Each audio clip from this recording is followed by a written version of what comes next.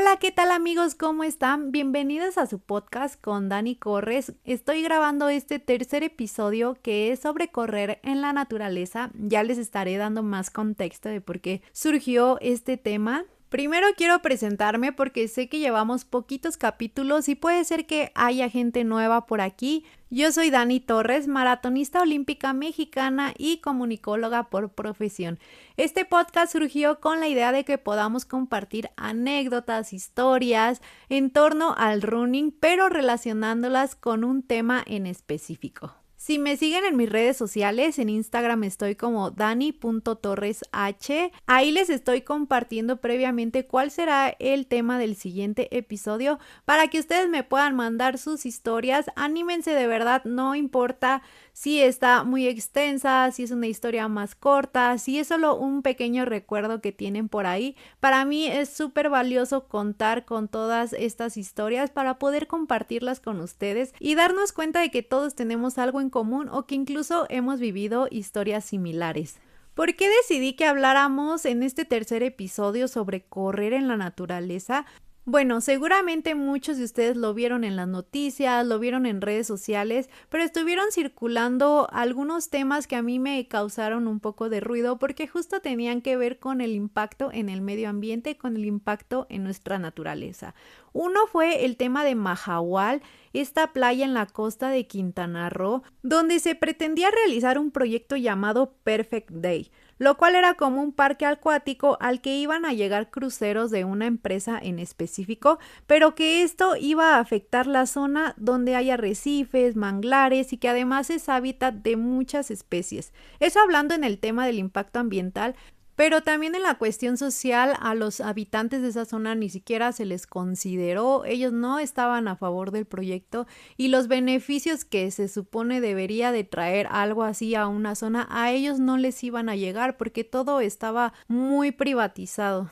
Obviamente esto no les gustó y entonces empezaron a alzar la voz, empezaron a hacer denuncias públicas, en redes sociales se hizo bastante ruido al respecto y afortunadamente logró ser tanta la presión, se recaudaron tantas firmas en contra de este proyecto que se hizo la suspensión del mismo. Hay que seguir haciendo presión, no quitar el dedo del renglón al respecto porque la empresa que estaba financiando todo esto seguramente no terminaron muy contentos con este asunto, que también el trasfondo de todo esto es quiénes dentro del gobierno autorizaron estos proyectos, por qué no se hacen realmente esos análisis para ver las afectaciones que puede haber en cuanto al medio ambiente o por qué no se busca la manera de crear proyectos en los que estén involucradas las comunidades y realmente haya un beneficio para ellas sin afectar los ecosistemas. Con todo esto que sucedió en Mahahual, sirvió también para que otras personas lograran captar atención a los casos que están viviendo en ciertas zonas del país, como lo es en Loreto, Baja California Sur, donde ya había un decreto para permitir la entrada de grandes embarcaciones,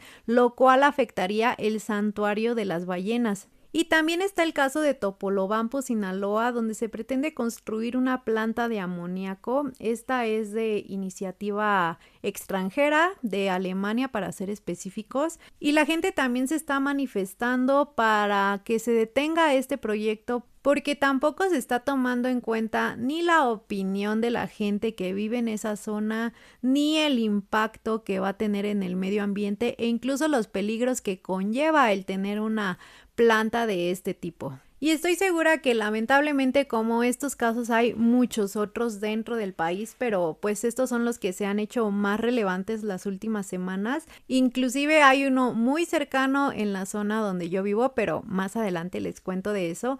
Y ustedes se preguntarán, bueno Dani, ¿y a qué quieres llegar con todo esto? ¿O cómo lo vas a relacionar con el episodio de hoy que es correr en la naturaleza? Bueno, pues fue a raíz de estas noticias que les estoy comentando que yo me quedé pensando bastante, incluso empecé a hacer un poco de conciencia sobre mi entorno y sobre cómo he podido conocer lugares tan bonitos a través del correr. Sí, obviamente he conocido grandes ciudades y el correr en la calle tiene sus beneficios, edificios, es donde puedes hacer tus mejores marcas personales, pero también he podido conocer lugares naturales que me han dejado sin palabras, porque al final del día pienso que los edificios, los monumentos, las calles se pueden replicar en muchos otros lugares, pero los paisajes naturales son únicos. En ningún otro lugar del mundo vas a tener exactamente esa misma vista, además de que lo que te llega a transmitir el estar en un lugar así, la calma, la tranquilidad, creo que es una experiencia inigualable. Y precisamente por eso es que considero que es vital e indispensable y súper necesario que protejamos estos lugares que todavía nos quedan en la naturaleza. Y también como corredores y sobre todo los que vivimos en la ciudad, siento que nos clavamos mucho con correr únicamente eventos de ruta, pero creo que no estaría de más atrevernos a correr en otros escenarios como lo es las carreras de trail, de repente hacer algunos entrenamientos, algunas distancias en los cerros, en las montañas, en los parques naturales. Obviamente sé que también la situación de la seguridad de nuestro país de repente nos la pone difícil, pero creo que siempre hay la manera de encontrar cómo participar en esto y conocer estos lugares tan bonitos que hay en el país y que al mismo tiempo nos va a ayudar a valorarlos. Dicho esto, ahora sí les hablaré sobre mi experiencia. En mi caso vivo en Ciudad de México y cuando uno piensa en la ciudad lo que se le viene a la mente son edificios, el tráfico, las calles, el ruido, los tianguis, el metro, los mares de gente en todas las avenidas. Pero aunque la Ciudad de México y toda esta zona metropolitana es una de las más pobladas del mundo, aún existen lugares no tan lejanos del centro de la ciudad donde podemos seguir manteniendo ese contacto con lo natural. Donde yo me encuentro es una zona boscosa de la Ciudad de México. Aquí estamos a 2.800 metros sobre el nivel del mar, es decir, es una zona bastante alta e incluso a 5 minutos, 10 minutos de aquí puedes llegar a zonas todavía más altas. A unos pasos, casi que como si fuera el jardín de mi casa, está un lugar que se llama Bosque Ocotal, así es conocido, y literal es como un pedacito de bosque que da aquí pues a las calles de la colonia donde pues uno puede caminar, entras y todo y hay diferentes circuitos para correr. Yo me acuerdo que la primera vez que estuve aquí y conocí este bosque me quedé maravillada porque yo venía de Querétaro. En Querétaro es otro tipo de ecosistema, es más semidesierto, es otro tipo de vegetación, otro clima, y aquí recuerdo que me impresionaron muchísimo los árboles tan altos, como apenas si se filtra la luz del sol, la tranquilidad, el ruido de las aves, los animalitos, ese olor tan peculiar a tierra mojada, pero al mismo tiempo como a madera. Sí me sorprendió pensar cómo a unos cuantos minutos del centro de la ciudad puedes encontrarte un paraíso como este. Y también debo mencionar que este bosque tiene su historia en cuanto al tema deportivo, porque aquí se han preparado generaciones y generaciones de atletas, sobre todo corredores de medio maratón y maratón, que han ido a Juegos Olímpicos, a campeonatos del mundo, panamericanos, centroamericanos, majors, diversas competencias, porque aquí precisamente por el tipo de terreno que hay, que es bastante ondulado, pues te brinda mucha fuerza en las piernas y también si logras adaptarte a la altura, pues lo puedes usar súper a favor para mejorar tu rendimiento. De hecho, esa fue la razón por la que yo me vine a entrenar aquí a Ciudad de México, específicamente a esta zona, porque realmente aquí es donde se concentran los principales equipos o atletas de alto rendimiento que se preparan para pruebas de larga distancia, les digo desde medio maratón, maratón o incluso quienes hacen trail o ultradistancia. Esta zona se presta bastante por las condiciones que les estoy platicando. Y con esto no digo que únicamente aquí te puedes preparar para ser un atleta que piensa correr maratón, porque el tema de la altura no es para cualquiera, no todos los cuerpos se adaptan de la misma manera. Incluso me tocó ver el caso de corredoras y corredores que venían de zonas a nivel del mar o no tan altas que les costaba bastante y ese proceso de adaptación se hacía mucho más largo porque pues sometían a su cuerpo a condiciones a las que no estaban acostumbrados y eso les puede generar fatiga, más cansancio e incluso pues a la larga desencadenar algún tipo de lesión. Entonces sí, entrenar en altura tampoco es para cualquiera. Yo recuerdo que cuando recién llegué de Querétaro, Querétaro está a 1800 si no me equivoco, sí viví parte de ese proceso, primero por el cambio de entrenamiento, de la manera en la que yo lo venía haciendo, pues sí aumenté carga, aumenté intensidades, ya me dediqué de lleno al deporte y era obvio que eso iba a requerir una adaptación, pero sí puedo decir que también en un inicio me costó el tema de la altura, me agitaba con más facilidad, a veces no muchas, pero me llegó a doler la cabeza después de entrenamientos, pero creo que mi cuerpo se adaptó rápido y pronto pude empezar a sentirme bien. De hecho, bueno, yo sigo viviendo aquí, pero específicamente aquí preparé gran parte de lo que fue para mi maratón en Siena en 2021, en abril del 2021, que fue con el que clasifiqué a los Juegos Olímpicos, justo como fue periodo de pandemia y había muchos lugares cerrados, ya saben, todo eso. Pues era aquí donde principalmente podía entrenar, entonces yo siento que este lugar sí me dio como bastante fuerza porque no es un recorrido sencillo, la verdad tiene muchas variaciones en su altimetría, no hay prácticamente nada plano, entonces hice aquí muchas distancias, entrenamientos largos, entrenamientos intensos. Obviamente también lo varié con algunos otros lugares dentro de la ciudad donde se podía entrenar, pero sí siento que le doy gran mérito a este bosquecito de lo que me ayudó a lograr hacer para ese maratón. También no muy lejos de aquí, realmente es a unos cuantos kilómetros, puedes llegar incluso corriendo desde el bosque Ocotal.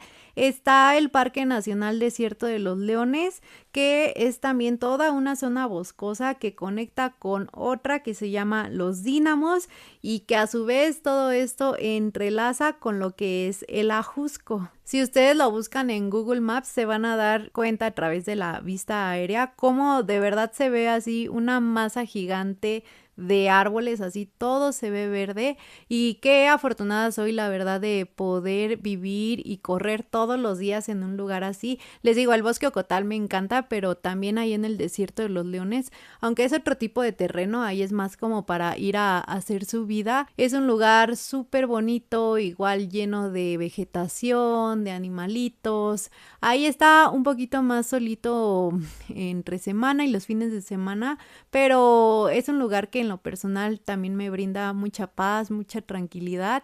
A veces cuando me toca ir a hacer subida hasta me gusta ya cuando voy así agitada, porque de verdad solamente de tan tranquilo y tan silencioso que está, casi siento que se oyen los latidos de mi corazón, así cuando ya voy agitada. Y más adelante hay también otra zona que se llama La Pila, que ese es un recorrido plano, pero ahí ya está más alto, está a 3200 sobre el nivel del mar. Bueno, aunque en realidad es un engaño eso de que es plano, es más bien un falso plano, porque inicias en un punto, te vas todo derecho, tiene pequeñas variaciones, pero llegas al otro extremo y son aproximadamente 10 kilómetros, pero de donde inicias a donde terminas en realidad es como un falso plano, vas un poquito de subidita y ya de regreso es que vas como ligeramente de bajada, es casi imperceptible, pero ya cuando uno ve los datos del GPS y la altimetría te das cuenta,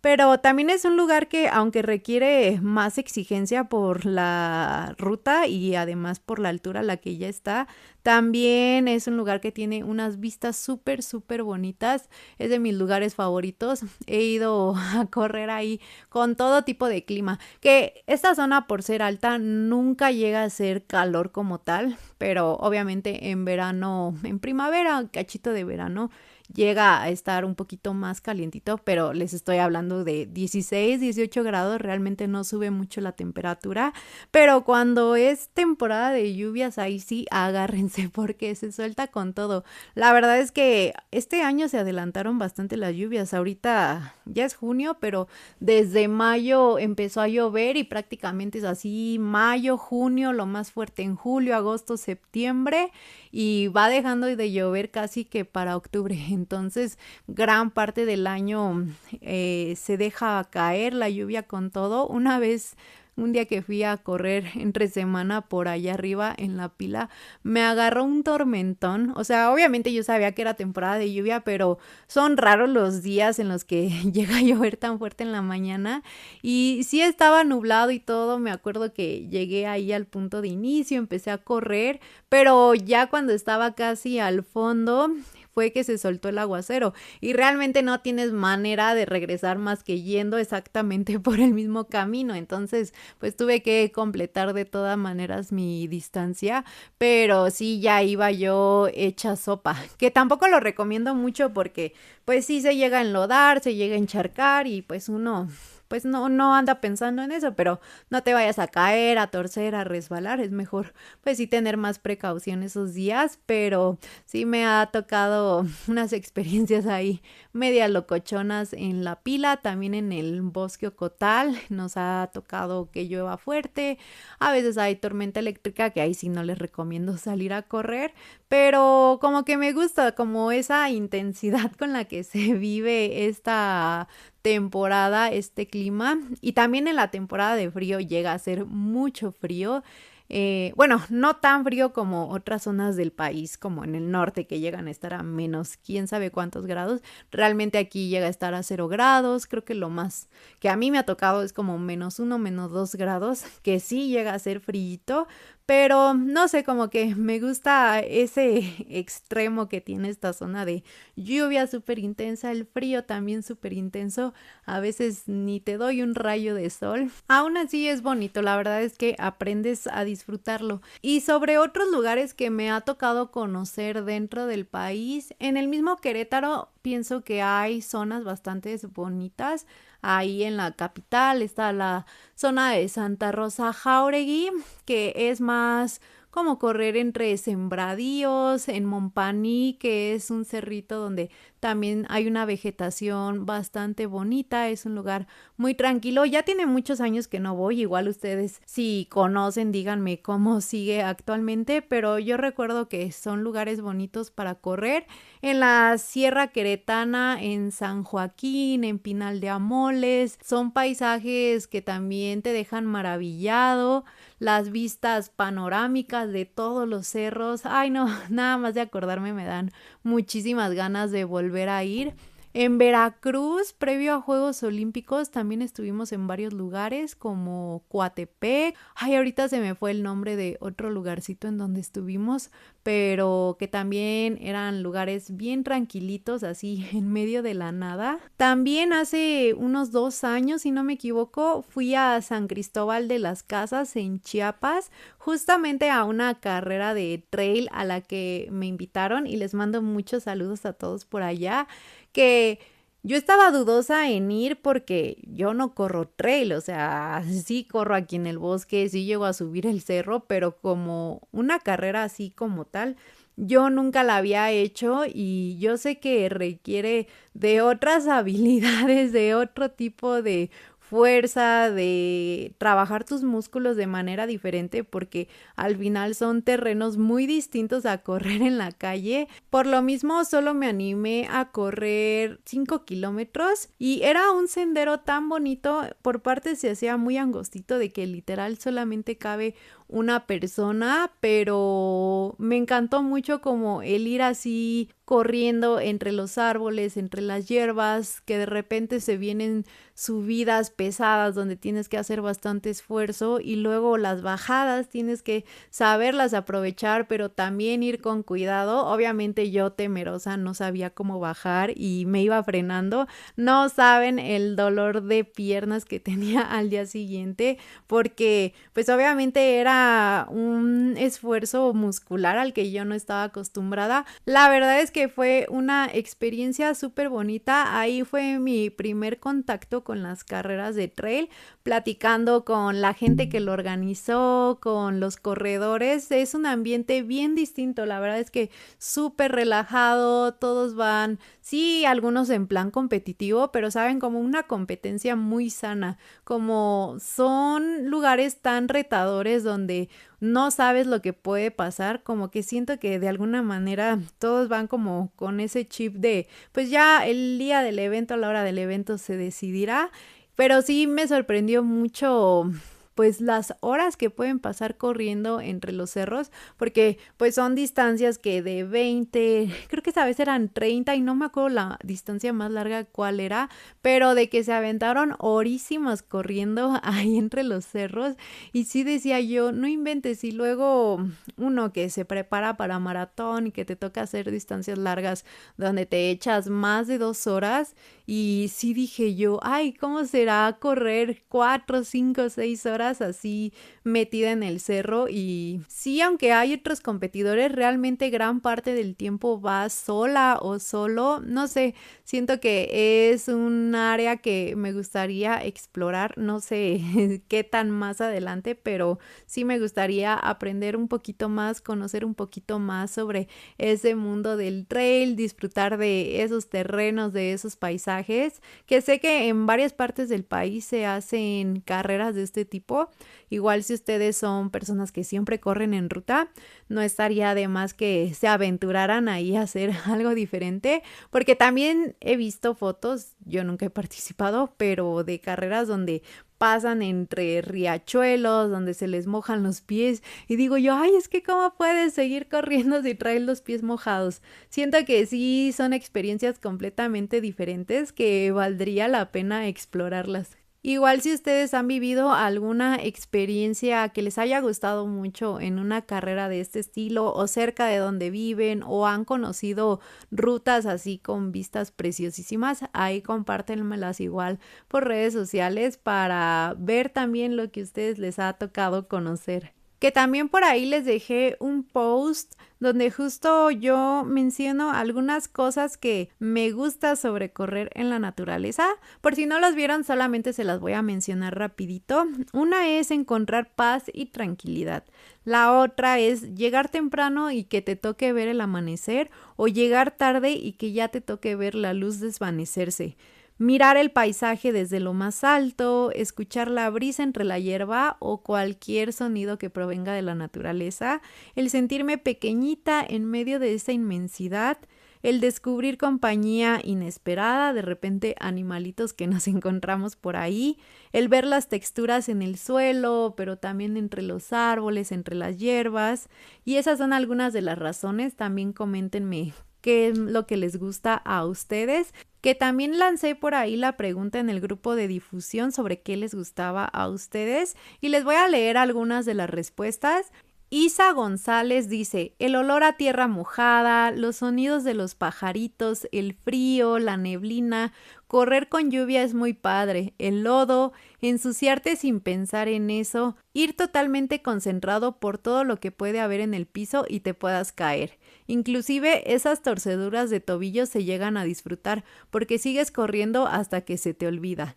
Me gusta sentir que cuando recorro una larga distancia de ida, me falta el regreso y pienso que soy fuerte y lo lograré. Sentir esa sensación al final de dolor, hambre, sed, cansancio y que terminaste es muy padre. Ver hasta qué altura llegaste y a pesar de sentirte molido te viene a la mente ya sea llegar más alto o recorrer más distancia.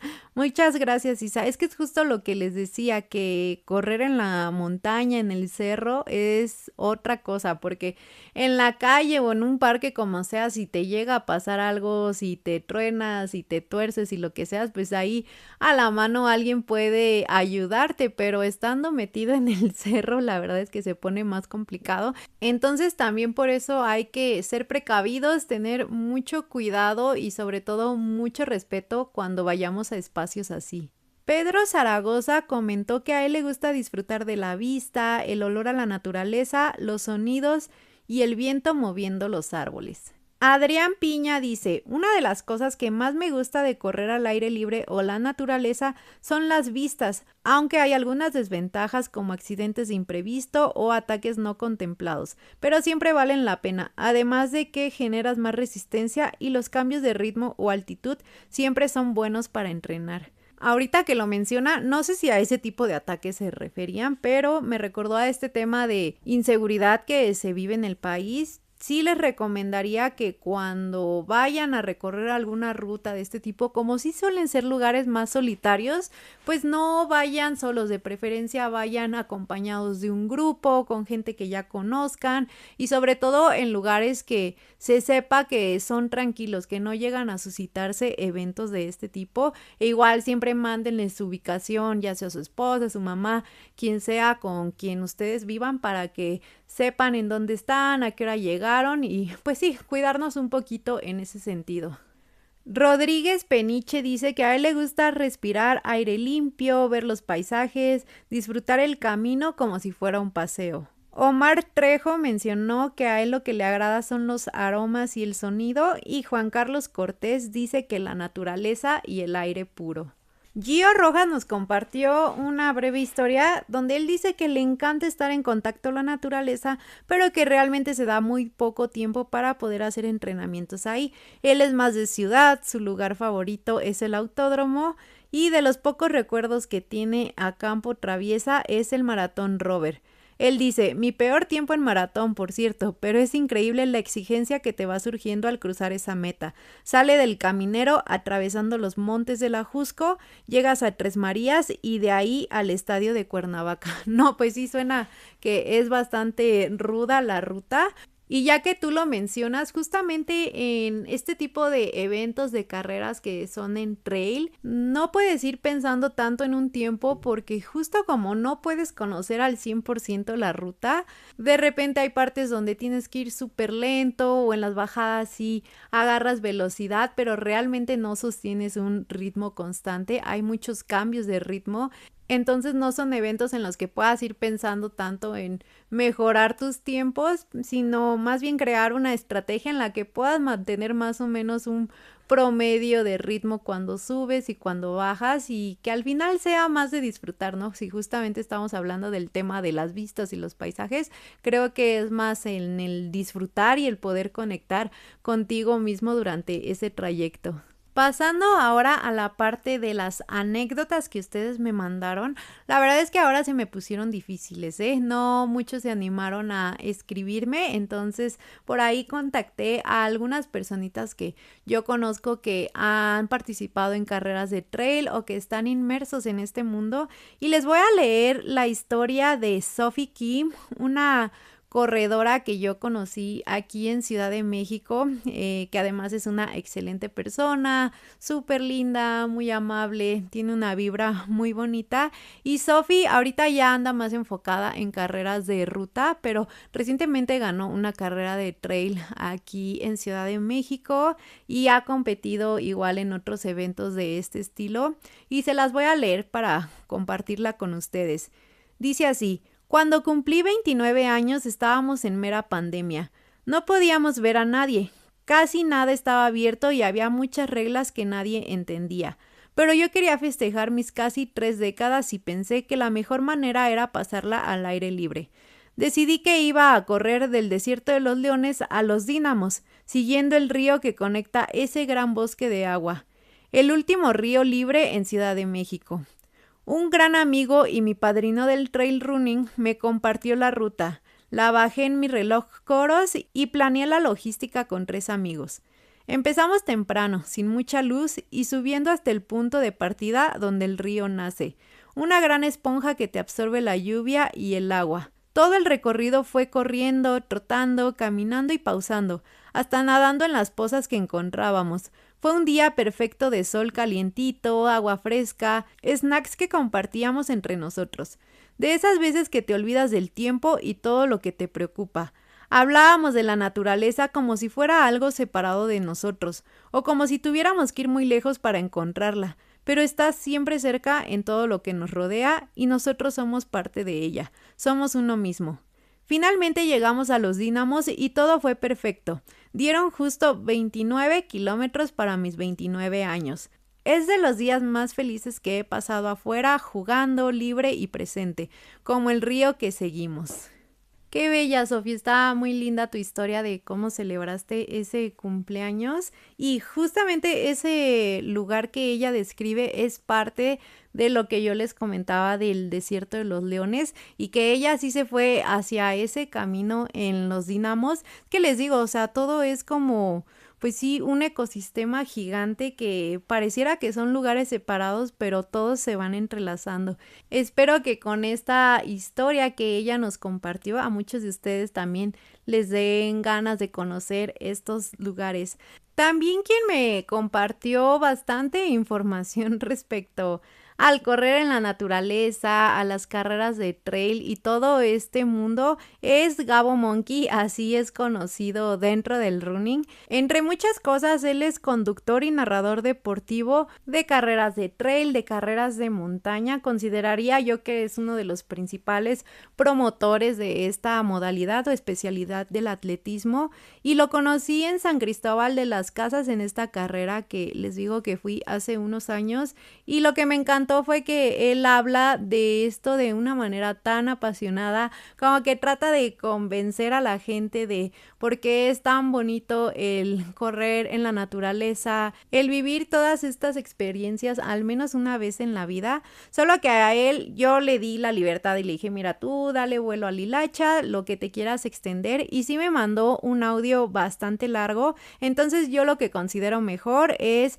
ponerles el audio que me mandó al final ya para darle cierre como al capítulo y que se queden escuchándolo a él para que no se me vayan y veamos qué es lo que tiene Gabo para contarnos en este episodio. Para ya irle dando cierre, pasemos a la sección de las recomendaciones, que en esta ocasión lo que les voy a recomendar es un documental que es de 2019, se llama Dentro del Gran Cañón y los protagonistas son el cineasta y fotógrafo Peter McBride y el escritor Kevin Fedarko. Ambos deciden emprender la aventura y la travesía de cruzar el Gran Cañón que tiene una longitud aproximada de 1200 kilómetros y es considerada una de las caminatas más difíciles de toda Norteamérica. Es decir, que no es un trayecto que pueda hacer cualquiera, sí se requiere de cierta preparación porque te lleva bastantes días el realizarla. Y es que no solamente es el cansancio de caminar y caminar, sino que también te expones al calor, a las temperaturas altas, además de que pues tienes que llevar una mochila con alimento que te debe durar durante todo ese trayecto, pero tampoco puede ser una mochila tan pesada porque no la vas a ir cargando 1200 kilómetros. Entonces en este documental vamos viendo todas esas dificultades que ellos atraviesan en estos terrenos que por momentos se ponen bastante difíciles y desafiantes. Y no solo es un reto de resistencia física, también ponen a prueba su amistad porque de repente tienen que tomar decisiones que los afectan o los benefician a ambos. E imagínate, tan solo el hecho de tener que convivir con alguien 24/7 durante muchísimos días. A lo largo de su travesía también empiezan a surgir otros temas, otras preguntas, como la importancia cultural que tiene el Gran Cañón para los pueblos indígenas nativos de esa zona, el cómo llevan ellos conviviendo generaciones y generaciones con la naturaleza y ese amor y respeto tan puro que le tienen al Gran Cañón. También se habla sobre el tema del turismo y la conservación, porque las personas que pueden hacer este recorrido, como se los menciono, tienen que ser personas que físicamente estén fuertes. Entonces surge el interés de un grupo de personitas acaudaladas por hacer esto una especie de centro turístico, porque uno de ellos dice, es que yo físicamente no soy capaz de realizar esta caminata, entonces, ¿por qué me voy a privar de poder tener todas estas vistas? Y mejor no hacemos toda una obra que tenga un mirador, que tenga un transporte que traiga a las personas. Esta idea no les pareció en absoluto a los pueblos nativos porque obviamente implicaba destruir cierta parte del cañón, quitarle esa belleza natural y solo porque un grupo de personas con dinero dijo, no, es que yo también quiero verlo, yo también quiero formar parte de, y en su egoísmo son capaces de modificar lo que está ahí desde hace millones de años, esa belleza natural, solo por el capricho de tener ellos también la posibilidad de verlo. Ay, no, no saben cuánto coraje estuve haciendo yo con esta parte del documental, pero al final te deja ver la realidad que se vive en muchos lugares, como se los mencionaba al inicio del episodio, este proyecto gigantesco que se quería hacer en Mahahual, que únicamente iba a beneficiar a unas cuantas personas que tuvieran la posibilidad económica, pero que el impacto iba a ser grandísimo, no solo para las personas que vivían ahí, sino para todo el medio ambiente. No sé, me hace tener muchas preguntas y cuestionar los valores de todas estas personas. Pero bueno, para ya no contarles más detalles de este documental, por ahí búsquenlo. Yo lo había visto en Disney, en la pestaña de National Geographic, pero ya no me apareció ahora que lo busqué, pero si lo googlean por ahí seguro les va a salir alguna plataforma en la que todavía esté, y ya que lo vean me platican cuáles son sus opiniones al respecto. Finalmente llegó el momento de compartirles la notita informativa, el dato curioso que hoy se fusionaron en uno solo, y es para compartirles que por primera vez Puebla es incluida en la guía Michelin. Son 14 establecimientos de este estado que fueron integrados a esta prestigiosa lista de restaurantes y hoteles que por la calidad de sus alimentos y de su servicio y todo el concepto es que son incluidos y tomados en cuenta. Entonces creo que no es novedad, la verdad es que sabemos que en todos los estados de México se tiene una gastronomía muy vasta, muy rica. Yo no podría decir cuál es mi favorita, pero creo que el hecho de que Puebla haya sido considerado, pues habla muy bien de la comida que tenemos los mexicanos. Ya tocará ir a visitar aquellos rumbos para agasajarnos con estos sabores. Así es como termina este episodio sobre correr en la naturaleza. Les agradezco muchísimo por quedarse hasta el final. Gracias igualmente a todos los que estuvieron participando y por ahí estuvieron compartiendo lo que más les gusta de correr en estos entornos naturales. Espero que por ahí se les haya metido el gusanito para intentar hacer alguna carrera de trail o de montaña. Eso sí, también haciéndolo con mucho cuidado porque ya les comentamos por aquí que es muy diferente a correr en calle.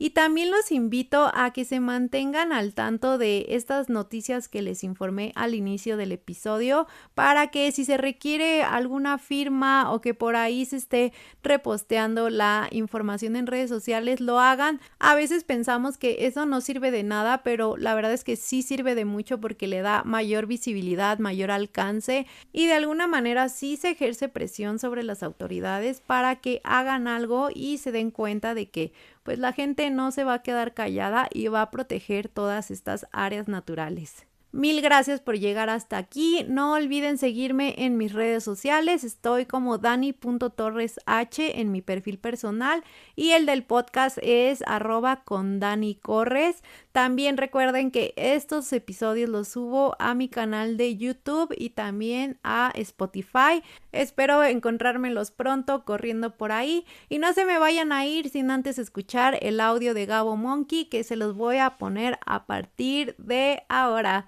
Por mi parte es todo, nos escuchamos en el siguiente episodio. Bye. ¿Qué tal amigos y corredores? Me da mucho gusto participar en esta ocasión, en este proyecto de mi amiga Dani Torres, a la cual le deseo el éxito, todo el éxito para este podcast que está emprendiendo y pues que se le admira como atleta por esa resiliencia que tiene y por esas ganas de demostrar que las cosas sí se pueden, cómo pueden suceder, ¿no? Y que pueden suceder. Pues bueno, yo soy Gabo Monkey, mucha gente que me conoce en el ámbito de las carreras de montaña saben que nos dedicamos al periodismo deportivo, a la conducción de eventos nacionales e internacionales y pues bueno, que llevamos en este deporte de las carreras de montaña prácticamente pues más de 3 décadas viviendo muy de cerca la historia de cómo se ha desarrollado el trail desde principios de los 90, ¿no? Donde posiblemente tuvimos una época de oro, ¿no? O nuestra mayor época de resultados satisfactorios a nivel internacional. Y pues bueno, hoy les voy a platicar el por qué deben darse la oportunidad de poder disfrutar y en algún momento correr alguna competencia de trail, carrera de montaña, de campo traviesa, etcétera, ¿no? Vamos a hablar un poquito de cuáles son esas diferencias que existen entre las carreras de asfalto, ¿no? Con las carreras de montaña. Cuáles son esas grandes diferencias, ¿no? A pesar de que el deporte es correr, pero bueno, son dos deportes totalmente distintos, ¿no? Desde su concepción, desde el tema de la metodología de entrenamiento, desde el tema de técnica, etcétera, ¿no? Es un deporte totalmente distinto. Sabemos, la gente que le gusta el fútbol sabe que hay fútbol 7, fútbol sala, fútbol soccer, fútbol de todo tipo, ¿no? Hay varias modalidades del fútbol, que a fin de cuentas es un deporte que se juega con una pelota, pero que tiene sus propias reglas, que tiene sus propias formas de juego, etcétera. Lo mismo aplica con la montaña, lo mismo aplica con las carreras de asfalto. En este caso, yo les voy a platicar primero esas diferencias que existen, ¿no? Entre el asfalto y la montaña, y después vamos a terminar con los beneficios que les va a dejar el estar o participar en carreras de trail. Pues bueno, principalmente la primera es la superficie, el terreno en el que se corre, ¿no? Mientras obviamente el asfalto se corre sobre superficies, pues prácticamente en buenas condiciones, planas totalmente, ¿no? De repente hay subidas, ¿no? Hay algún desnivel, pero prácticamente son rutas pues urbanas, ¿no? En calles, y que prácticamente la superficie es plana y dura. Bueno, en el trail, ¿no? Pues saben que se corre en el cerro, en la montaña, pues obviamente el terreno es completamente irregular, ¿no? Va desde terracería, caminos de terracería que quizás están un poquito pues más corribles, pero de repente nos encontramos con terreno completamente irregular, ¿no? Con rocas, con barro, con subidas demandantes, etcétera. Entonces, esa es la primera diferencia, el terreno en el que se corre este tipo de competencias. El segundo, el esfuerzo físico. El esfuerzo físico, se requiere de un mayor esfuerzo físico en la montaña, ¿no? Por obvias razones. ¿Por qué? Porque hay subidas muy pronunciadas, ¿no? Lo que le llamamos el tema del desnivel, ¿no? Hay un término que es el desnivel positivo, que es esa ganancia que tienes hacia arriba, ¿no? ¿Por qué? Porque si tú empiezas a correr a los 1000 metros sobre el nivel del mar y la montaña está a 3000, pues prácticamente estás ganando 2000 metros positivos, ¿no? Y obviamente ese es un término que aplica mucho y que la gente hoy en el argot de las carreras de montaña, pues se estila, ¿no? Se toma este punto como referencia para saber qué tan complicada puede ser una competencia. Entonces, entre más exista un desnivel positivo, pues obviamente el esfuerzo físico es mucho, mucho mayor, ¿no? Entonces, también el tema de la altitud. Hay carreras que regularmente promedian los 2000, 3000 metros sobre el nivel del mar, las montañas que tenemos aquí en nuestra República Mexicana, pero hay también carreras de alta montaña, las llamadas skyrunning, ¿no? Que son, puedes correr a 4500, a 5000 o a 5200, como se ha corrido en México, en el Iztaccíhuatl, ¿no? Entonces, a mayor altura, pues obviamente el tema de la disponibilidad de oxígeno pues merma, y eso también es un factor a considerar, ¿no? Esa parte del esfuerzo físico, donde también el corredor, ¿no? De montaña pues tiene que esquivar o sortear obstáculos como son tema de rocas, cruzar ríos, el tema que si hay frío, que si hay calor extremo, que si cae una tormenta.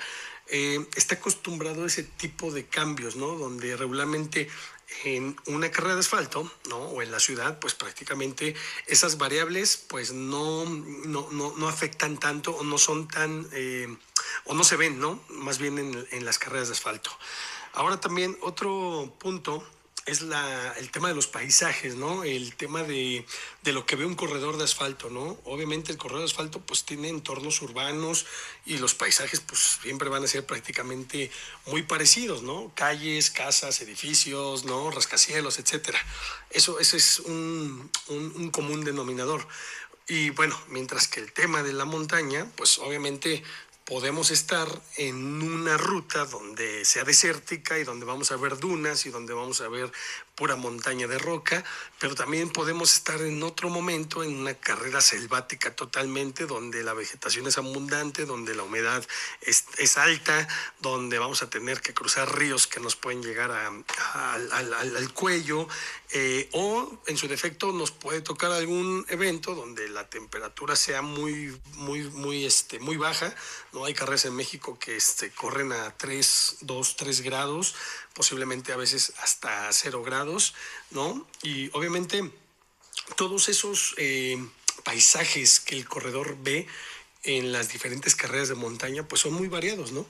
Eh, Nos puede tocar una ruta de bosque de pino, ¿no? O una ruta, como les comentaba, muy desértica, etcétera. Entonces creo que esa parte de la naturaleza, de esa parte de la variación, pues sí nos da durante el recorrido, ¿no? Una parte de ir disfrutando el paisaje. Sabemos que hay dos cosas en las carreras de montaña: el corredor recreativo y el corredor competitivo, donde pues el que compite prácticamente se pierde de todo eso, ¿no? Porque él va a competir y prácticamente se olvida del tema ¿viste la cascada? No, pues ¿cuál cascada? Pues había una cascada por donde pasabas. Bueno, pues el corredor competitivo regularmente, que es el 3% de los que participan en una carrera, pues ellos van enfocados. Pero el 95% de los corredores que van a disfrutar de la ruta, que de eso se trata, pues obviamente contemplan esos paisajes, pueden tomarse fotos, ¿no? Que esa es la parte importante que ahorita les voy a platicar un poquito, adelantándome a esos beneficios. Pues el tema de que la gente que ve esos paisajes, muchos los vemos en las fotografías o los vemos en las portadas de nuestra computadora o los vemos en una postal y dices, qué padrísimo está ese paisaje. Aquí la ventaja es que el corredor de montaña lo vive y toma esa foto y está arriba de la cima y puede darse el lujo de sacar su teléfono y decir, miren, estoy hasta acá arriba y lo logré. Creo que esa es la mayor satisfacción, de que mientras algunos vemos esas fotos sentados en nuestro teléfono, algunos otros lo hacen, ¿no? Durante una competencia, y esa es la mayor satisfacción. Ok, otro punto también son las habilidades, ¿no? Que desarrollan los corredores, pues, de montaña, ¿no? Sabemos, como les comentaba al inicio, que son dos deportes distintos, ¿no? El asfalto, que tiene que ver con una cadencia, con un ritmo, con una resistencia, y pues obviamente esas cuestiones no existen en la montaña, no existe un ritmo, ¿no? Puedes tener un ritmo en la montaña de ir a 4 minutos el kilómetro, ¿no? Pero de repente te va a tocar una subida que la vas a hacer en 25 minutos o la vas a hacer en 40 minutos el kilómetro. Y pues obviamente son distintos, ¿no? Las habilidades que debe tener. Aparte de que el corredor de montaña tiene que tener, aparte de ese tipo de habilidad, pues obviamente la fuerza, ¿no? La resistencia, pero también debe tener algo muy importante, que es el tema de equilibrio, ¿no? Porque corres sobre superficies totalmente irregulares, ¿no? Hay veces que vas sobre acantilados o crestas donde hay muchas rocas, donde es literalmente no puedes correr, ¿no? Vas escalando, y obviamente también debes de tener técnicas, ¿no? De dominar estas técnicas para ascender y descender en ese tipo de terrenos, principalmente muy accidentados, ¿no? Eso es súper, súper importante. Hay veces que el corredor montaña pues tiene que ir jalándose de ramas, o deslizándose sobre barro. Entonces, el tema de dominar el terreno o superficies técnicas, eso es súper importante, cosa que el corredor de asfalto no domina, y lo hemos visto, ¿no? A veces hay corredores muy buenos, ¿no? Dani, tú que has competido en carreras de trail, te has dado cuenta que cuando llegas a un terreno técnico, y digo, hablando de corredores de asfalto, se topan con un terreno técnico y prácticamente dice, aquí como bajo, ¿no? ¿En dónde, de dónde me agarro? Pues bueno, esa es la parte importante donde el corredor de montaña empieza a desarrollar esas habilidades, y conforme las va desarrollando, pues una bajada que le cuesta hacerla en 10 minutos, pues a la siguiente la va a poder bajar en 4 minutos, ¿no? ¿Por qué? Porque ya dominó, ya sabe cómo hacerle para el dominio de esas bajadas súper técnicas que se encuentran muchas veces, ¿no? Y a veces también súper resbalosas, etcétera, etcétera. Entonces, Pues prácticamente son las grandes diferencias que existen entre uno y otro deporte. Y bueno, yo lo que quiero concluir es: atrévanse a no tenerle miedo a la montaña. La montaña, créanmelo, que sí es un deporte duro, claro, por supuesto. Yo creo que, y lo he dicho siempre, el corredor o la persona que logra correr carreras de montaña, creo que es capaz de cualquier cosa, en el sentido de que rompes esquemas mentales, rompes tus barreras. A veces vemos una montaña y dices, híjole, está altísima, nunca lo voy a lograr.